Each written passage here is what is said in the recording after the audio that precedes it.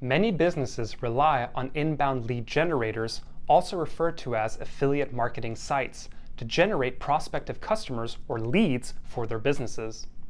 This in turn opens up the debate between consent and the parties involved. Hi, I'm Willem Mosic, and on this week's edition of BotSplash TV, I'll be going over first-party consent on third-party sites.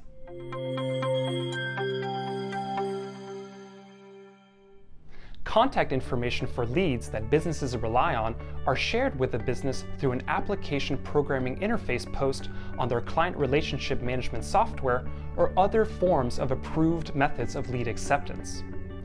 The risk a lead buyer faces is not having clarity into the actual origination of the lead. The actual lead may have started off on multiple layers of branded websites before appearing as a lead into a business's website. So will it be possible to get first-party consent on a third-party site? A form filled on a marketplace gives the marketplace the consent to contact the lead.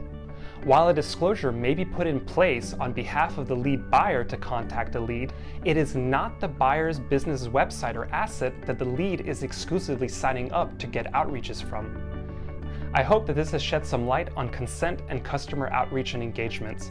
I'm Willem Mosic. Thank you for watching BotSplash TV.